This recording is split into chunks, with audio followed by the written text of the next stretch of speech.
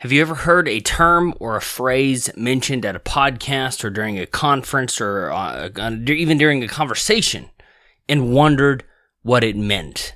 Today on the Ellery Wells Show, I'm going to share as comprehensive as I could possibly get it, a list of popular terms you might come across while on your journey of entrepreneurship and online business. Because while at lunch the other day, one of my podcast listeners mentioned that she'd heard a few terms, but she didn't know what they meant. And she hadn't asked anybody because possibly because she didn't know who to ask, but also partly because she didn't want to feel stupid. And not knowing what a word means should not stop anyone from starting a business. So today, in this episode, we're going to remove that barrier. And before we go in any further, let me tell you that I don't know how many terms there are that I have on this list. We go through every letter of the alphabet. There are a lot. And the more that I went through and defined these terms, the more that I came up with. So if you want to follow along, if you want to see this list and all of the links, because there's links to more information, there's links to examples, all of that, go to ellerywells.com/ wait for it, dictionary. So it's pretty straightforward, ellerywells.com/ dictionary, and we've got A through Z, every single possible term, and that will be the place where the list is most up to date. I'm not going to go back and edit this audio if there are, 2, 3, 4 terms that I've missed, maybe if there's 15 or 20, but on the blog at ellerywells.com/ dictionary, that will be the most up-to-date, most comprehensive list. So let me throw up an intro. I'll be right back. I'm not one of those entrepreneurs who gave up their six-figure salary and fancy office to start a business, and I wasn't selling lemonade to my neighbors when I was 7. I wasn't born an entrepreneur, and I never laid awake at night dreaming of owning my own business. My name is Ellery Wells, and I was forced to make a decision. Welcome to the Ellery Wells Show, where we talk with real entrepreneurs about real problems that they're facing and real solutions on how they are overcoming obstacles, achieving their goals, and making a difference in the world. If you're an entrepreneur or an aspiring entrepreneur, this is the place to be to help you start, build, or grow your business. So in order to be as thorough yet as concise as possible, I'm going to try to remove as much fluff as possible. There's how I use certain terms, or if I have an example, I'll provide that. But honestly, we've got, I don't know how many terms, but the script for the podcast is almost 5,000 words. So we're going to go A through Z. Let's hit it. A, Activecampaign. Powerful email marketing software or service that I use to track my subscribers and send them broadcast campaigns and autoresponder emails. After testing several services, Activecampaign is who I use and recommend. And at ellerywells.com/ dictionary, you can click a link to get a free trial of Activecampaign. Affiliate. An association or agreement between two people or between a person and an organization. Many of the links that I put on my site are affiliate links. Having an affiliate relationship generally implies an endorsement, though not always. Affiliate commissions are like referral fees. If you promote a product and someone clicks your link to buy it, you will earn a portion of the sale price. Affiliate link, which is a link provided by a company to its affiliate partners that enables both parties to track clicks. If an affiliate link is clicked and a purchase is made, a commission is paid out. Affiliate links are usually tracked via UTM parameters or query strings, both of which we will discuss later in when we get to those sections. Alt tags, descriptive keywords used to describe images on a blog, post, or page. Alt tags are meant to tell search engines what the picture is about. Used along with other SEO techniques like optimizing slugs, alt tags are an effective way to get traffic from search engines. Analytics, a general term used to describe statistics about your website. API, which stands for the Application Programming Interface. I had to even look that up. An API connection allows two applications to talk directly to one another without the need for a username or password or having to log in. For example, API connections can connect your landing pages to your email marketing software. Automation, a term used by Activecampaign that allows a subscriber to go through a series of predetermined actions. For example, an automation can begin when a person opens an email or clicks a link or visits a certain page on a website. Automations can also be date or event based. I often use automations as my autoresponder sequence. So, autoresponder. An autoresponder refers to a series of emails that are scheduled to be sent out after a specific action is taken, most commonly when someone subscribes to an email list. In other words, after someone subscribes, an autoresponder series will send out a welcome email, wait a few days and send another email, wait a few days and send another email, and so it goes. Aweber, an email marketing service that allows you to collect and organize the email addresses for your visitors. And I include them here not because I recommend them and not because I use them, I have in the past, but because it's a term and a company you will likely stumble across as you learn more about email marketing. On to the B's. Backend refers to behind-the-scenes areas of a website. For example, your WordPress dashboard is the backend of your website. Blog pages contain texts, images, videos, and other media. Pages are similar to blog posts, but are meant for static information within a site, meaning you're not going to change it but a couple times a year. Pages cannot be sorted by categories or tags, but they can be nested in a hierarchy, like a parent page and a child page. And a child page, you can have several. Pages are generally reserved for timeless information that does not change very often. Blog posts can include words, images, videos, audio files, and other forms of media just like pages, but posts can be sorted by both categories and tags. Posts are meant to be living documents published on a regular basis. Posts look similar to pages, but serve different functions within your site as they cannot be organized by a hierarchy. Also, posts are all in one sitemap, where our pages can have their own sitemap. But we'll talk about what a sitemap is here in a few minutes. Bounce rate is the percentage of visitors who enter the site and leave, or bounce without looking at a second page on your site, meaning they only look at one single page. A lower bounce rate often indicates more value and interest to the readers. A high bounce rate often means visitors look at one page and leave immediately. A bribe refers to the incentive that you offer to, quote, bribe people to sign up for your email list. A visitor provides their email and you send them a guide, a resource list, a free report, or something like that. Bribes are a great way to build your email list. Broadcast, which is a term that typically refers to a one-time email sent to members of an email list. On to the C's. Categories, as in blog categories, are a way to categorize blog posts based on a topic. If you wanted to see all of my posts that are under the personal development category, I have a link at ellerywells.com/dictionary. Scroll down a little bit, hit the C's, and you'll go right to this section. My suggestion would be to have 8 to 10 categories that all blog content could fit into.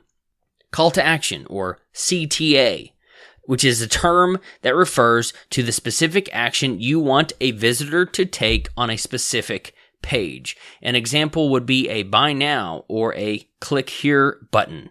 My suggestion is to have one call to action per page. CDN, or Content Delivery Network. A CDN typically makes a website faster by storing popular images and pages on servers around the world instead of in one location. When the data is closer to the person viewing the page loads faster. Additionally, the servers CDNs use are often much faster than the servers of a typical website. I use and recommend Key CDN. There's a link at ellerywells.com/dictionary. Click rate, also sometimes referred to as the click-through rate, refers to the percentage of people who received an email who clicked a link within that email. For example, if you send 10 emails, 5 get opened, and 1 person clicks, you have a 10% click rate. The click rate is based on the total number of emails sent, not the number of emails that are opened.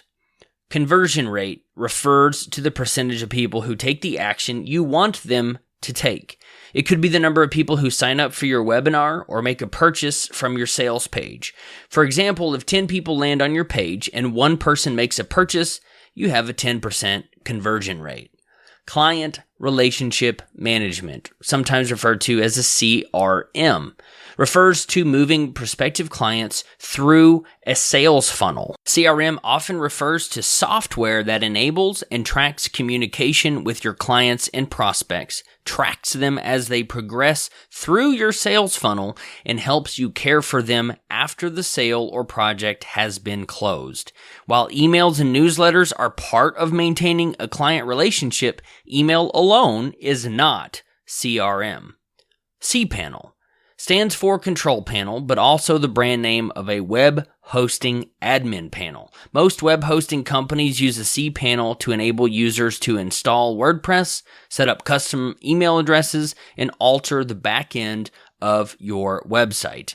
I refer to your WordPress dashboard as the back end of your website. The cPanel is the back end of the back end.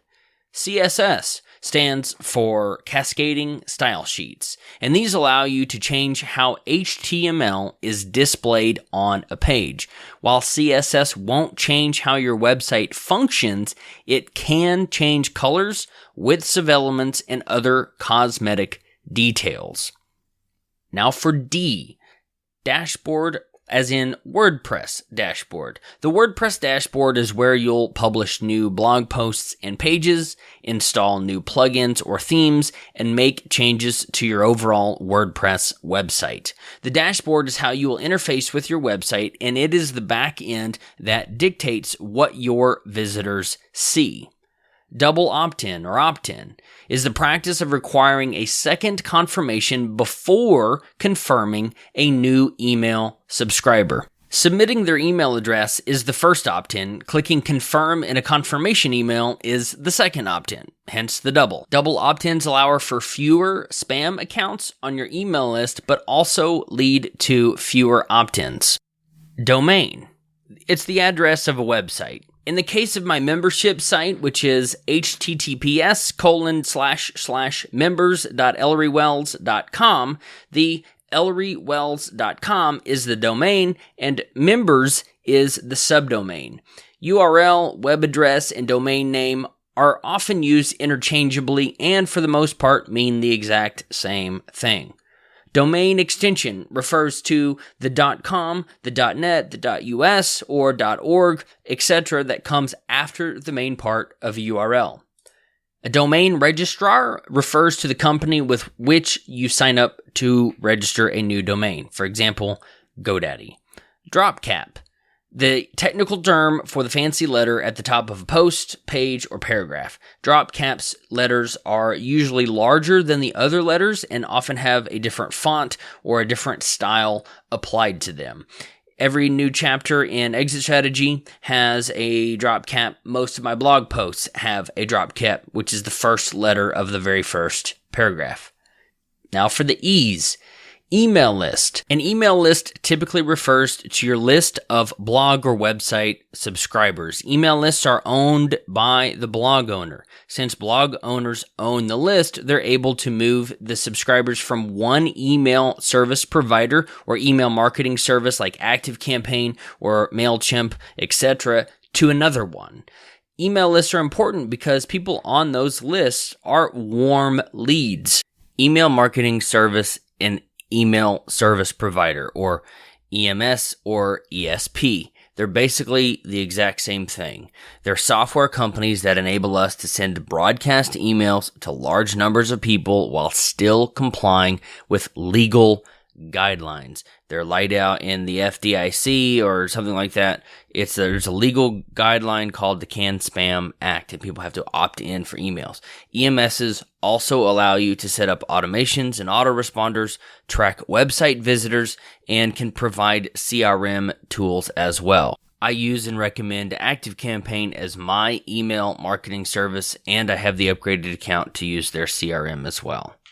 Embed Code is HTML code that allows you to embed content from one website onto another. A common type of embed code is an iframe code, which allows you to embed YouTube videos on your website. Entrepreneur. I'm sure this one is highly subjective, but to me, an entrepreneur is someone who creates, then sells a product or service that benefits somebody else. An entrepreneur sees a problem, they develop a solution, and then they sell that solution. For the F's, we have featured image, which is the image that shows up when you share the URL of a blog post or page on social media. It's the image that is automatically fetched or generated as soon as you put in the link. The featured image also shows up when you look at the blog roll of a WordPress blog. Footer. The area along the bottom of a website. A footer can cover the entire width of a page or just part of it. And depending on your WordPress theme, a footer can have one or multiple columns or widget areas. Front end is a term commonly referring to the front end of a website that a visitor would see, the public view. As an example, you would write and edit a blog post in the WordPress dashboard, which is the back end, and when you publish it with images and formatting, the reader sees the front end. FTP stands for File Transfer Protocol. This is like the system of folders and files on your computer, except for your website. Using FTP software like FileZilla, you can access the back-end file structure of your website and add, modify, or edit files you might not have access to through the WordPress dashboard's back-end. Functions.php, also just functions.php, refers to a file in your WordPress theme that allows you to change what and how information is displayed on your website. By adding or removing code from the functions.php file, you can add or remove functionality to your website. This file and the style.css file are the two most commonly edited files in your WordPress installation, and we'll talk about the style.css file here in a minute. Funnel, which is a series of events, blog posts, emails, or videos that lead prospects down the path to a purchase. Like a funnel you would find in your kitchen, a business's funnel brings people in and directs them to a specific goal, like making a purchase, opting into an email list, or enrolling for a program. We'll go into a little bit more detail under the S's for sales funnel. G, Google Analytics. It's a free service provided by Google to help website owners see detailed information about their visitors. It is the most popular analytics tool on the web today. Google Analytics can show you where your traffic comes from, what pages or posts they view on your site, where they are in the world geographically, and so much more. Google Hangouts is an instant messaging and video chat platform developed by Google. Hangouts can have up to 10 people interacting at once, and they can be broadcast publicly or via a private link to specific people. Google Hangouts are a great way to do small group webinars, conference calls, or meetings. H, header. This could refer to two different things, either the top of a website on the front end or the header area of your website in the back end, where you would post tracking code from Google Analytics or your email marketing software or other places. Heat map. This is a visual representation of where people click on a web page. This is often a color-coded image laid over a page showing bright red areas as areas where people clicked and possibly blue areas as areas where people did not click. Hosting. This refers to your hosting account, but we'll talk more about that in the web host section. Homepage. This is the main page on a website where there is no URL or a slug after the domain extension. The homepage for ElleryWells.com is ElleryWells.com. The homepage for Forbes is Forbes.com. HTML. Most websites run on HTML, which is a coding language that displays information in a browser. That's all it is. If you use something like Thrive Themes, you don't have to even know much HTML or CSS to create a professional and amazing looking website. Most, I think all, WordPress websites use HTML. iframe. We talked about this earlier, but an iframe is a type of embed code that allows you to display information from one website on another website. For example, if you want to embed a YouTube video on your page, you can copy the iframe code provided by YouTube and paste it directly into your blog post or page within WordPress. Infusionsoft. Now, Infusionsoft is an email marketing service and CRM tool that allows you to collect and organize the email addresses for your visitors, plus a whole lot of other information. I include it here not because I use or recommend it, but because it's a term you will likely come across as you learn more about email marketing. And this would go right along with Aweber, something that I don't use or recommend, but it also runs along with Activecampaign, MailChimp, and email marketing service. Jetpack. This is a powerful software created by the makers of WordPress that allows you to turn on and off additional features. Jetpack is a WordPress plugin. Joint venture, or JV. I've heard this one a lot, and I had to understand this one as well. A joint venture is a strategic partnership between two people. Also known as a JV partnership, joint ventures are a great way to grow your business and get your products or services in front of a new audience. In most JVs, there's also money involved or a commission payment. Common JVs are co-hosted webinars. Another popular JV is a product launch where the JV partners email their list about the product launch of another person in return for an affiliate commission. I don't have a whole lot of words for K, so we'll move on to L.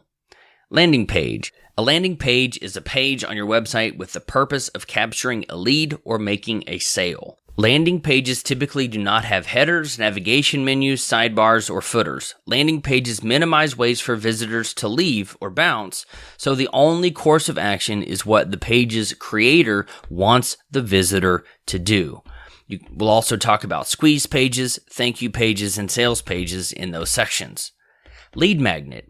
Now, this is an incentive offered in return for a visitor's name and or email address. Popular lead magnets are something like the top 10 tips for whatever, or get a free report on some subject, or get instant access to something amazing. The best lead magnets offer a small bit of information that solves a specific problem for a specific group of people that is offered in exchange for an email address in the form of an opt-in. If you hear the term list, they're basically talking about an email list, which we have already covered in the E section. Moving on to M's. MailChimp is an email service provider or email marketing service that allows you to collect and organize the email addresses of your visitors. MailChimp is free for up to 2,000 subscribers. That might change depending on what they're doing at the time. And you can lump MailChimp right in with Activecampaign and email marketing service. And if you go to ElleryWells.com/dictionary, I've got a link under MailChimp where you can register for a free MailChimp account. Masterminds. A mastermind is a group of people who are like-minded and goal-focused who come together to share their expertise, provide accountability, and share advice with one another for the betterment of everybody involved. They're not a social group. They're there for encouragement and accountability. And mastermind is designed to leverage the collective brain power of their members to help every member achieve their goals. And masterminds are a fantastic way to get help and support while building your business. And if you want to check out my Catalyst Mastermind group, go to ElleryWells.com/dictionary and scroll down to the M's, and you will find a link right there. Mobile responsive. This is also called responsive design. Mobile responsive refers to a website that automatically adjusts its layout to look good on cell phone screens, tablets, and any device. Before mobile devices became popular, it wasn't all that necessary to have a mobile responsive website. Unresponsive sites are detectable by the viewer's need to pinch and zoom instead of the layout automatically updating to be easily viewable on smaller screens.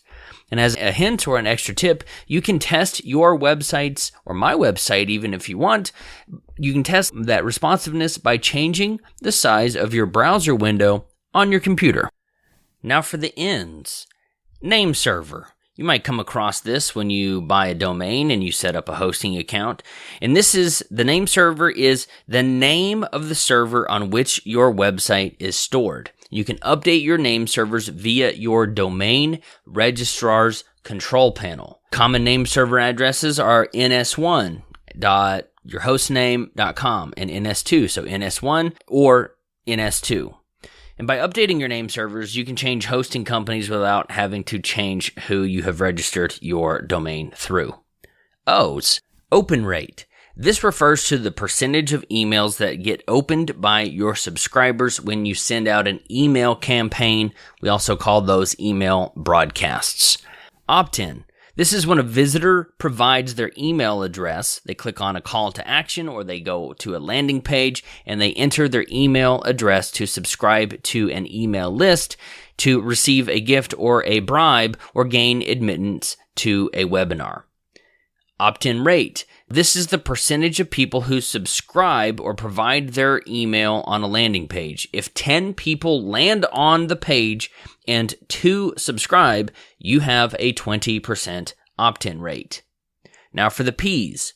First up, pay per click, or you might see it as PPC, an online marketing term that refers to paying money for every click on a link or an image. If you pay a site like Facebook or Google or even other blogs for clicks, they will put your ad where their visitors can see it. If you pay 33 cents per click and 3 visitors click on your ad on someone else's site or on Facebook or on Google, you will pay $1.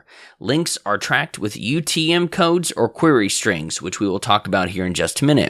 Permalink. A permalink is the full URL of a website, post, or page. In WordPress, you can change your permalink structure by going to Settings and Permalinks.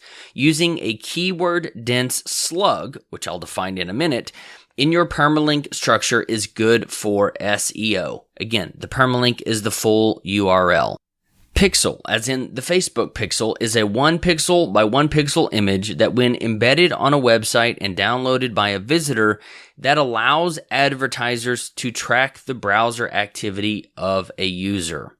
The Facebook pixel is a term that refers to the embed code that's provided by Facebook that you can add to your posts or pages that would go in the header, which we talked about in the H's section.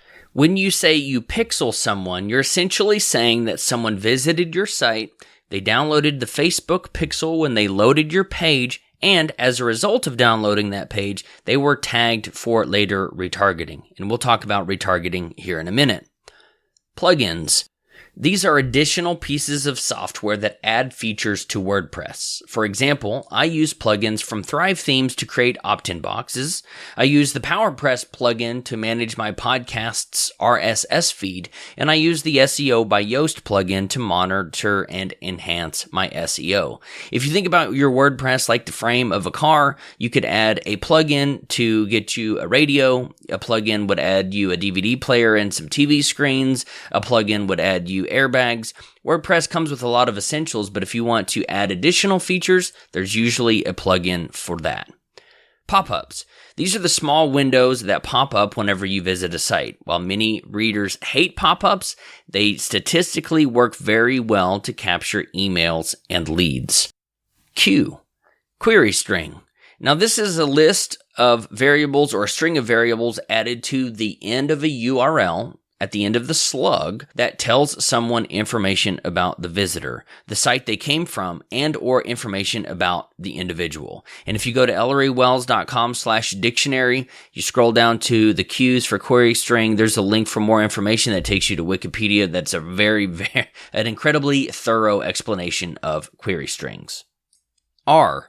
Retargeting. This is a term that refers to targeting someone, usually with ads, after, which is the read part, after they've left your website. For example, if after visiting a website you see an advertisement for that website in your Facebook newsfeed, you've been pixeled, which we talked about before, and then retargeted. Amazon is fantastic about this. I see ads in my Facebook newsfeed all the time for a product that I was looking for on Amazon about 30 minutes before. All right, now for the S's. Sales funnel. Now, this is a series of posts, pages, or emails that draws in a prospective client and leads them to a buying decision or other call to action, or CTA. For example, you might read a blog post with a button that links to a page to get more information. If you click on that and you go to the next page, you're asked to opt in to receive a bribe. Then, in that bribe, you're asked to purchase a product. After you purchase, you are asked if you want to upgrade to a more premium product or service. And that, what I just described, is a common and profitable sales funnel. And I'll teach you how to do all of that in 8 weeks to exit. Sales page. Now, this is a page with the purpose of making a sale. Sales pages typically do not have headers, navigation menus, sidebars, or footers. These are landing pages like we talked about in the L section. Sales pages minimize ways for visitors to leave, so the only course of action is what the page's creator wants the visitor to do, which in this case is to make a purchase. Many landing page software providers provide templates for the sales pages, thank you pages, and then the download pages, which each one of those is part of the overall sales funnel. Self-hosted. This refers to you hosting your website with a web host like Green Geeks yourself and paying the hosting company instead of using a free service like WordPress.com. In a self-hosted situation, you own the domain or the URL and pay separately for hosting, which you pay another company for. This term is commonly used in related to a self-hosted WordPress site versus running your site again on WordPress.com. If you choose a WordPress hosted site, your URL would look something like yoursite.wordpress.com or ellery.wordpress.com. With a self-hosted site, however, your URL would look something like this: www.yoursite.com, or in my case, ellerywells.com. SEO, or search engine optimization. This refers to making your website search engine friendly. You can optimize your posts and pages for SEO by using popular keywords in your URL, in your headings, through your text, and with the file names of your images and those images' alt tags. SEO makes your site more likely to show up when a person is searching for you. Slug. This is the part of the URL that comes after the domain's extension. For example, when you go to ellerywells.com/dictionary, the post's slug is actually entrepreneurs-dictionary-of-terms. And I get that way because dictionary, the /dictionary is set up through Permalink, a WordPress plugin, but it actually forwards you to a more SEO-friendly slug. Shortcode. A shortcode is a small, short bit of HTML code that allows WordPress users to embed information from a plugin onto a post or page. If you don't have the plugin installed, the shortcode will not work, unlike an embed code which pulls from another third-party site. So, for example, the shortcode PowerPress inside brackets allows podcasters with the Blueberry PowerPress plugin to embed a playable media file anywhere on a post or page. Sitemap. This is a text-based page on your website that lists all of the other posts and pages on that website. Search engines index or read sitemaps to know what URLs link to other URLs and what pages exist on a website. In other words, a sitemap is a directory of everything published on a site, like a card catalog in a library. To say it yet another way, a sitemap is a map of the web posts, pages, and links on your site. Sitemaps can also be submitted to Google search engines or Bing for indexing, and I will teach you how to create sitemaps and submit them for indexing in 8 weeks to exit. Sidebar. This is the vertical column on the side of a website. The sidebar can be on the left or right of the main column or on both sides, depending on your WordPress theme. Sidebars are common locations to place widgets, when we will talk about themes and widgets here in a minute. Split test. Presenting information one way to some visitors and another way to other visitors to help you determine which presentation gets better results. For example, presenting a blue Buy Now button to some visitors and an orange Buy Now button to others to test which button color gets more clicks. Split testing is one of the main reasons why I use and recommend landing pages built with Thrive themes. Squeeze page, a type of landing page with the purpose of capturing a lead. Like sales pages and landing pages, squeeze pages typically do not have headers, navigation menus, sidebars, or footers. Squeeze pages minimize ways for visitors to leave, so the only course of action is what the page's creator wants the visitor to do. Style.css.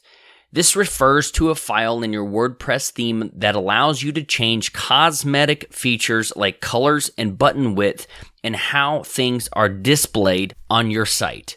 By adding or removing CSS code to your style.css file, you can completely change the look of your website. This file, along with the functions.php file, are the two most commonly edited files in your WordPress installation. Subdomain refers to the part of the domain or web address that comes right after the http://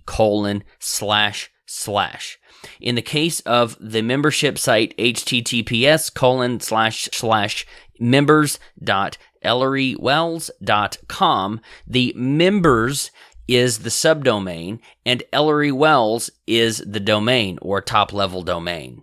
Subdomains can function independently of top-level domains, but are not standalone websites. When it comes to WordPress, subdomains require their own installation and have their own directories on your web host's servers. Now for the T's. Tags, as in blog tags. These are clickable reference tags that can be applied to blog posts. I use tags to link posts by a topic I mention within that post. Tags and categories both function as sortable card catalogs for blog post content. Thank you page. A page visitors are sent to after they submit their email address and become a subscriber or a lead. You could also have a thank you page after someone makes a purchase. Thank you pages generally inform new leads or new purchasers of what's coming next or how they should proceed forward. They often tell new subscribers to check their inbox or spam folders, or they confirm registration to an event.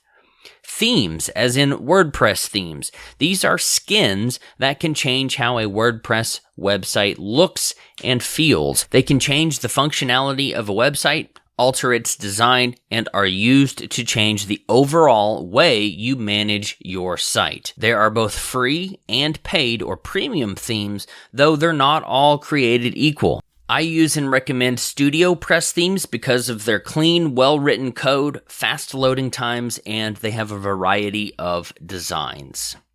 For the U's, URL, also known as web address, a domain name, or a website URL, the Uniform Resource Locator, that's what URL stands for, Uniform Resource Locator, tells your computer where to go when you type it in. So, for example, the URL for this post is http www.ellerywells.com/dictionary. So, ellerywells.com is the URL, and the /dictionary is the slug. Okay, now moving on to USP, or unique selling proposition. This is a term used to describe what makes a person or business unique. It makes what you stand out from your competitors. UTM code. We talked about this before, but a UTM code is a string of characters that make up the code that's added at the end of a slug that tells websites where traffic comes from. A UTM code usually starts with a question mark. And now for the V's, let's talk about a virtual assistant. If you hear someone say VA, they're talking about a virtual assistant, and that is someone you contract on an hourly basis or a project basis to do work for you. A virtual assistant can live, by definition, anywhere in the world. They work over the internet, and that's what makes them virtual. VAs are a popular choice for entrepreneurs who want to take advantage of favorable exchange rates in order to keep their costs low. So in the United States, when we're talking about a minimum wage of $10, $15, $20 or whatever it is, you might be able to pay somebody in the Philippines or in Mexico or in India half of that, where that's a good living for them, and you get to save the difference. Moving on to the W's, let's look at a web host. A web host is used to store the files that make up your website. If you want to do that, if you want to have a website, you need a web host. Hosts like Bluehost, Green Geeks, WP Engine, others you might have heard something with like cow in them, Fat Cow or something. Those companies store your files on their servers so you don't have to store them on your computer at home. A web host maintains all of the hardware and some of the software. They don't usually mess with WordPress, but they will handle all of the software that makes WordPress work. And WordPress, of course, makes your blog and online business accessible to the rest of the world. Right now, Green Geeks has a promotion. If you go to ellerywells.com/dictionary, you'll see a link there for $3.96 a month for green servers, energy efficient servers. That's who I use. Webinar. A webinar is an online meeting hosted by an organization or a person or a group of people. The purpose of a webinar is generally to inform and then ask, to educate and then to sell. Webinars have become very popular as they boast high conversion rates and are good for getting subscribers to an email list or to get them to opt in for an email list. Next up, Welcome Mat. A Welcome Mat is a full page opt-in box that covers your entire screen when you land on a post or a page. Widget. Now, this is a term WordPress uses to refer to an area on your site, usually in the sidebar or a footer where you can add additional features. Technically, you put widgets in predefined widget areas, but that's splitting hairs, and we're still talking about widgets. All right, moving on to WordPress. WordPress is a website building framework. WordPress is one of the most popular website building platforms in the entire world. It is flexible, it is open source, and it is extremely powerful. WordPress is like the frame of your car. Themes are like the paint that makes it look pretty, and plugins add features to that car. WordPress.com is a hosting service as well as a domain registrar. They offer free plans which allow you to start blogging for free on a subdomain, which we talked about before, as well as paid plans that are much more expensive. When someone references WordPress.com, they're generally referring to their free service, not self-hosted WordPress. Also, as a side note, if you install WordPress on a self-hosted site on a domain that you own, you do not, I repeat, you do not have to go to WordPress.com to log in. In fact, you will hardly ever go to WordPress.com. If you want to browse plugins or themes or anything else, you actually want to go to WordPress.org. I know it's confusing, but that's what the next term is, WordPress.org. And this refers to the site where you can find themes, plugins, and support for your self-hosted WordPress site. Plugins and themes downloaded from WordPress.org can be uploaded into your WordPress installation through your dashboard. You can also find them in your WordPress dashboard by either going to Appearance and Themes or by going to Plugins and Add New. Usually what's on WordPress.org, you can search from within your own WordPress dashboard, so it automatically installs directly and you don't have to download and then re-upload. WordPress Themes. Now, we've already talked about these in a fairly good amount of depth, but I will add that premium themes are generally more secure. They are updated more often when you pay for something. For example, the person who created it is more likely to update it based on updated WordPress guidelines and security, and they're often more versatile. Free themes are great for beginners. I use and recommend Wordpress Themes because, as I mentioned before, they're really good and they're really fast, but I didn't start there, but that gets into a little bit more coaching as opposed to just defining a term. So we move on to X, and what we have under X is XML. XML is a type of file commonly associated with sitemaps.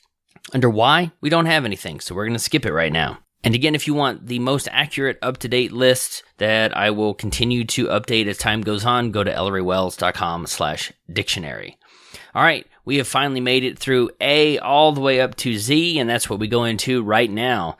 Z, let's go with Zapier. It's a software that I love, but it connects two other pieces of software. It's a software that connects software, typically through an API connection. If you've ever heard of or used If This Then That or IFTTT, that software, Zapier is the business version of that. For example, I use Zapier to connect WP forms with Activecampaign. So when someone submits a WP form on my site, their information is then transferred to Activecampaign through Zapier. And Zapier allows me to map fields, so I can map the name to the right place, the email to the right place, and anything else I ask someone who subscribes to that right place.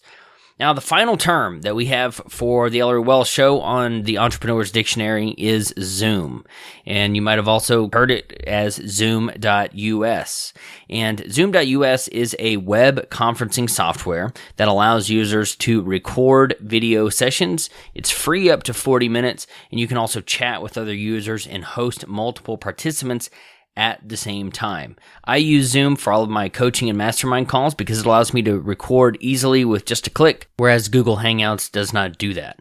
So that wraps it up. We're 47 minutes almost into this, and it has taken me 2 days, and the post is almost 5,000 words, not terms, but words, and I'm losing my voice, and I feel like this is very long. What do you think? Was this helpful? Please let me know. This was a labor of love. I enjoyed doing it, but I want to know if this was helpful to you. You can find the downloaded version of this where you can find it embedded on the site.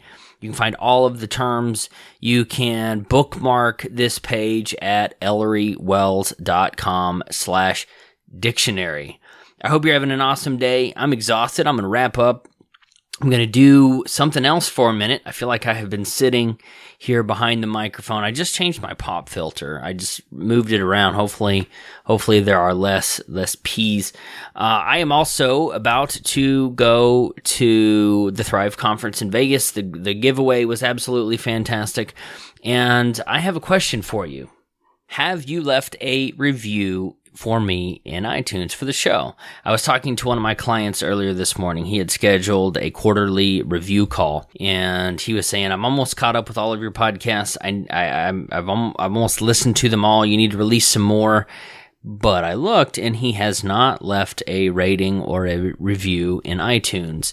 That's a pretty public way to tell people about a podcast that you really like. By sharing it. My voice is going. I've done a lot of talking today, not just recording this, but multiple client calls, a mastermind, and my voice is starting to go, so I apologize. But when you leave a review in iTunes, it's public. People can see that. And I heard the statistic the other day that even though iPhones only have like 15, I think you said it was like 8 or 12. It was less than 15% of the market share. Like 80% of podcasts are listened to through iTunes. So I know the guy that I mentioned who was almost caught up and hadn't left a review. He listens through iTunes. The girl who asked me what these terms meant and got me to finally release this podcast and to put this content on ellerywells.com, she listens in iTunes. So I know that iTunes is a popular thing. I don't use it other than to do a couple things podcast related, not music related, but have you left a rating and review? We're coming in on 50 minutes, so I'm going to wrap up. Thank you for listening to the Ellery Wells Show. I'm your host, Ellery Wells from Round Rock, Texas. Go have an awesome day.